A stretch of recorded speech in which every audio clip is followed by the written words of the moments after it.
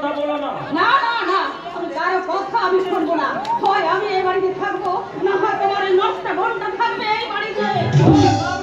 ভদ্রভাবে কথা বলো। থামো থামো, ভদ্রতার ভরণ দেখো না। এই বাড়ির একমাত্র মেয়ে, যাত্রা নাটকের ঘটনায় রাত বেরিয়ে বেরান্না করে করে বেড়ায়, সেই সেই ফ্যামিলি কারো মুখে ভদ্র শব্দ মানায় না। তুই থামবে? তোমার মনটা কি সামনে করে জুম করো, সেই জন্য বুঝি তোমার মনের মাঝে এমনি করে স্ক্রিনটা এমনি করো। এমন এমন দুর্ঘটনা তোমার উপর ঘটছে।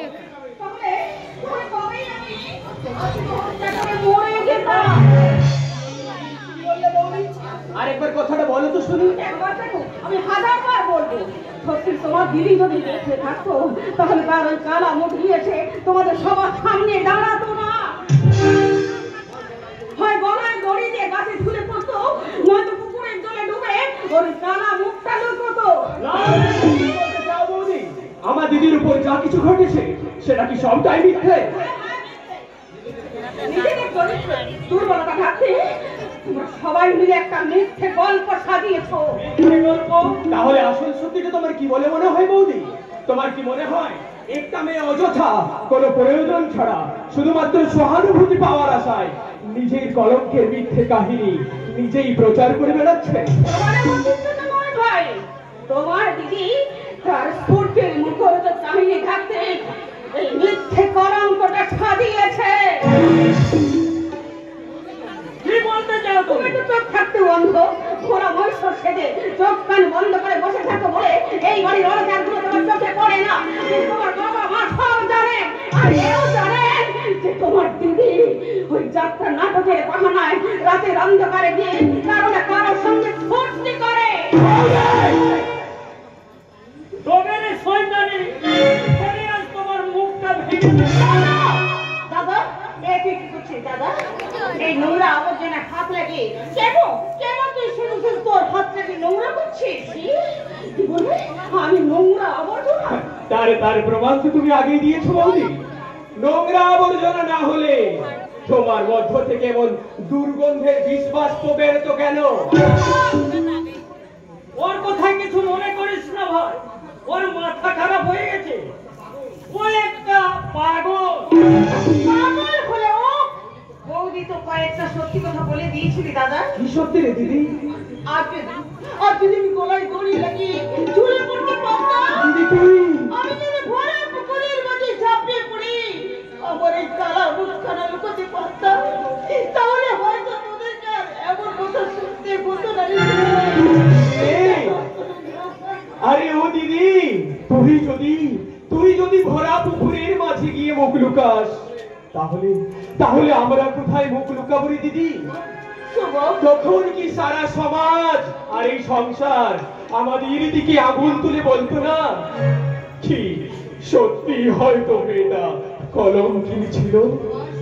সমাজ সংসার না বলেও আমাদের খুব কাছের মানুষ যে আজ থেকে বলতে শুরু করেছিল। শুভ বলুক, যার যা ইচ্ছে হয় বলুক, তবু আমি বলবো আমার দিদির মনে কোনো পাপ নেই, কোনো কলঙ্কই আমার দিদিকে স্পর্শ করতে পারে না। আমার দিদি দেবী দুর্গা, ওই দেবী দুর্গার মতোই পবিত্র, দেবী দুর্গার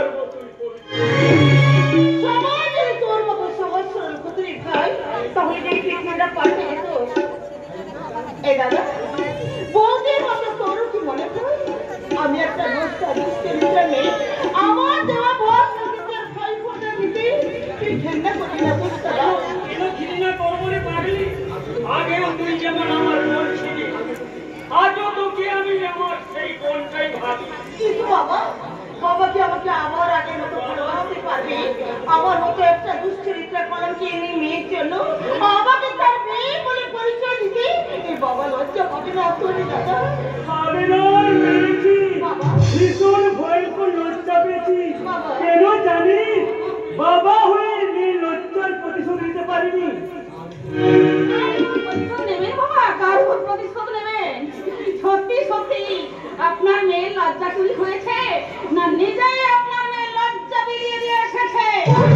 এটাই তো এখনো প্রমাণ হয়নি। বৌদি মনটা পরিষ্কার আর চোখ বন্ধটা খোলা রাখা বৌমা, তাহলে আসল সত্যটা আন্দাজ করতে পারবে। সত্যটা আমার জানা হয়ে গেছে বাবা, কারণ আসল সত্যটাকে লুকোনোর জন্য সবাই মিলে একটা নাটক তৈরি করছে।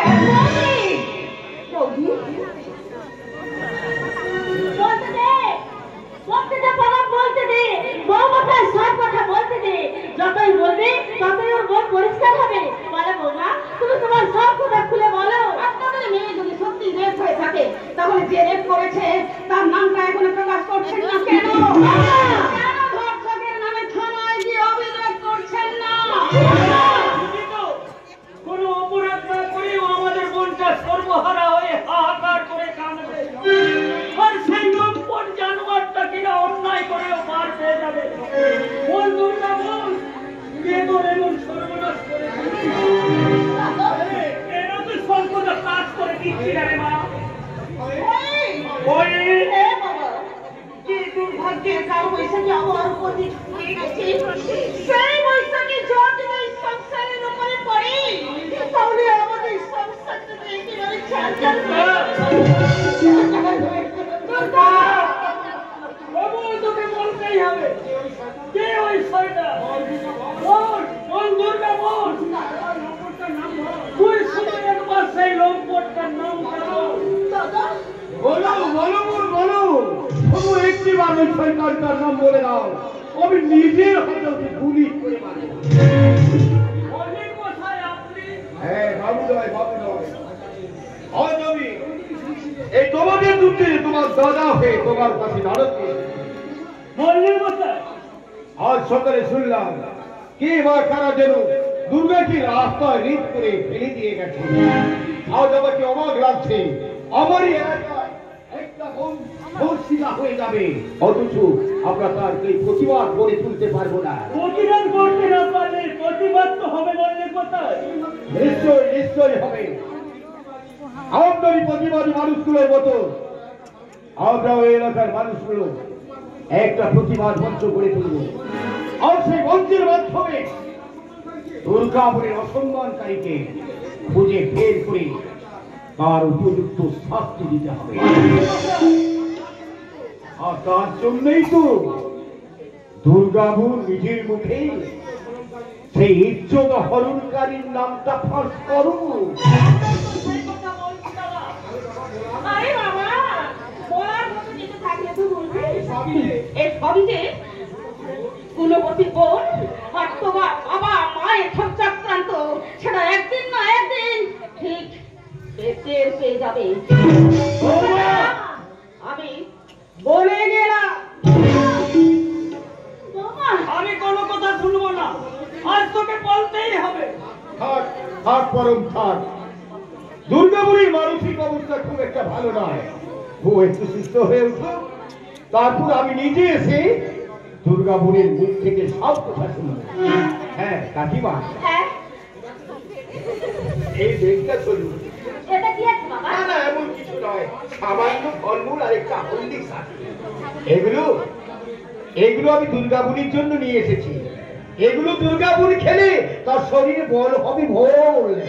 না, ওগুলো আপনি ফিরিয়ে নিয়ে যান। ওগুলো খেলে হয়তো আমার শরীরে বল বাড়বে ঠিকই, কিন্তু আমার মনোবলটাকে ভেঙে চুরমার করে দেবে। দুর্গা, এটা কি বলছিস?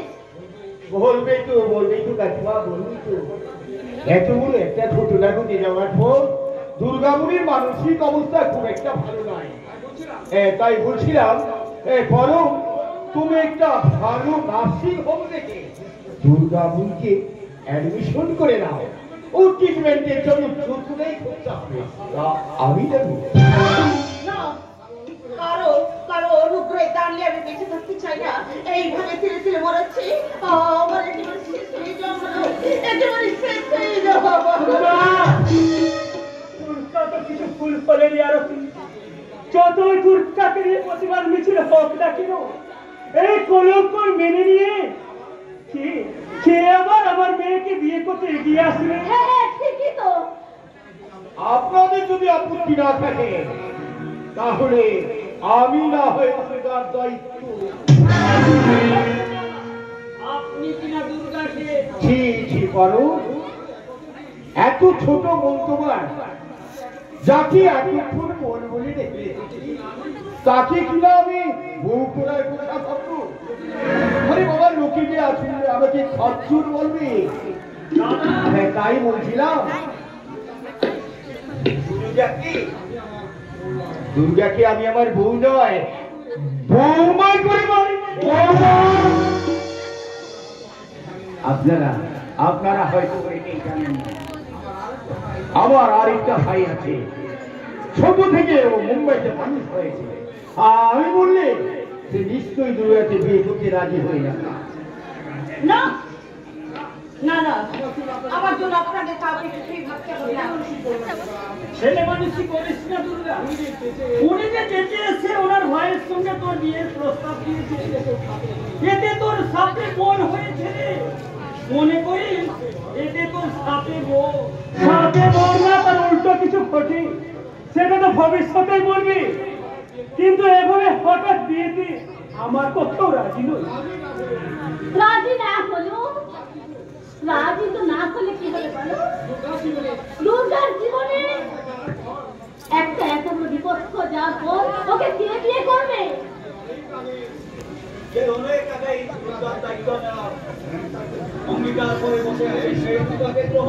দিগন্ত, তুমি দিগন্ত, তুমি? আমি দিগন্ত, দিগন্ত বিশ্বাস। বাবা, শুনে খুবই ভালো লাগলো গো। আরো ভালো লাগবে যখন জানতে পারবো দুর্গার মতো এমন একটা ধর্ষিতা, আমি নষ্টা মেয়েকে তুমি বিনা দ্বিধায় বিয়ে করতে রাজি হয়ে। যে সমাজ মেয়েদের সুরক্ষা দিতে পারে না, সেই সমাজের কারো উপর নষ্টা মেয়ের তকমা দেওয়া যাবে না। তাছাড়া দুর্গার প্রতি যে অন্যায় হয়েছে তারও আমার জানা হয়ে গেছে। আগামী দুর্গার জীবনের দায়িত্ব সুনিশ্চিত করি, তারপর আমি নিজে নেব দুর্গার অপমানের চরম প্রতিশোধ। দারুণ! আজকের দিনে এই সমাজে তোমার মতো যুবকদের ভীষণ ভীষণ প্রয়োজন। এই দুর্গার জন্য আমরা বল ভীষণ চিন্তায় ছিলাম, কিন্তু তুমি ভবিষ্যতে চিন্তাই দূর করলে না, দুর্গাকে একটা নতুন জীবন ফিরিয়ে দিলে। আপনি এই ব্যাপারে কোনো চিন্তা করবেন না কাকা বাবু। আর দিগন্ত, আমি তোমার দাদা হয়ে সবাই আমি অনুরোধ করছি, আমার ওই দুঃখী মনটা কি তুমি একটু সুখ ভিক্ষা দিও, সুখ ভিক্ষা।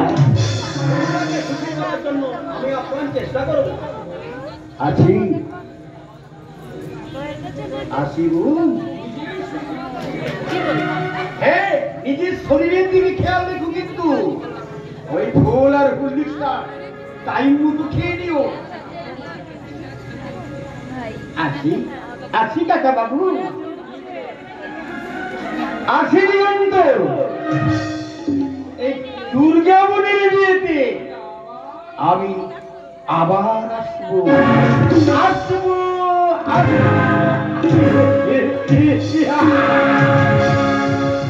এই মল্লিক মাথায় মানুষ নয়, একটা দেবতা। আর এই দেবতুল্য মানুষটা আমাদের পাশে থাকলে আর আমাদের কোনো চিন্তা থাকবে না। আরো তুমি দিগন্তর জন্য খাবারের ব্যবস্থা করো, আমি বাজার থেকে শীঘ্রই কিছু নিয়ে আসি। এতদিন পরে মানুষটার মুখে একটু হাসি ফুটেছে। ওগো ঠাকুর, ওর হাসি তুমি কেড়ে নিও না ঠাকুর, কেড়ে নিও না। হ্যাঁ, আমি যাচ্ছি দিগন্তের জন্য ভাত রান্না করতে। আমার জন্য আপনাকে তো ব্যস্ত হতে হবে না মাসিমা। ব্যস্ত কি বলছো বাবা? এতদিন হলো আমাদের এই সংসারে হাঁড়ি চড়েনি, তাই তুমি যখন এসেছো আমরা সবাই মিলে একসঙ্গে আনন্দ করে খাবো বাবা, আনন্দ করে খাবো। কি হলো দুর্গা, তোমার জীবনে এত বড় একটা অঘটন ঘটে গেল, অথচ কেন তুমি আমায় একবার ফোন করে জানালে না? তার আগে তুমি বলো, আমার মতো একজন দুশ্চরিত্র কলঙ্কির মেয়ের কাছে কেন কেন তুমি ছুটে এসেছো? কেন বলছো দুর্গা?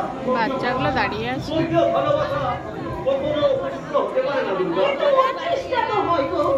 তাই তো আমি চাই না আমার এই উচ্ছিষ্ট ভালোবাসা নিয়ে তোমার মতো দেবতার পূজায় নৈবেদ্য করতে। তুমি কি বলছো?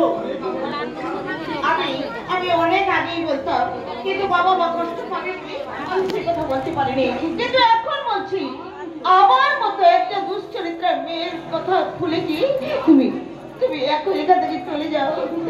না দুর্গা না, এ হতে পারে না। কারণ আমি তোমার ছাড়া বাঁচতে পারবো না দুর্গা। কারণ আমি যে আমার জীবনের চেয়ে তোমাকে অনেক অনেক ভালোবাসি দুর্গা।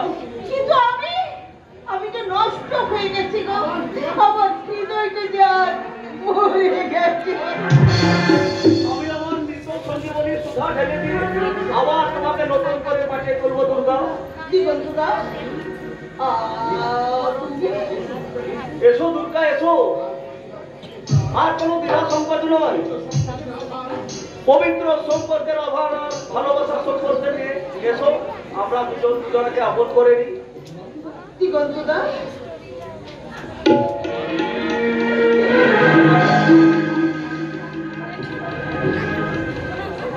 আমরা জনা গল্পের না গরিবনা ধরণীতে মুক্ত গরিবনীতে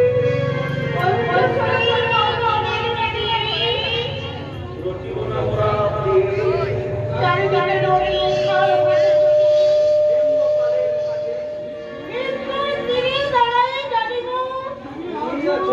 আমি আছি, তুমি আছো, আমি আছি।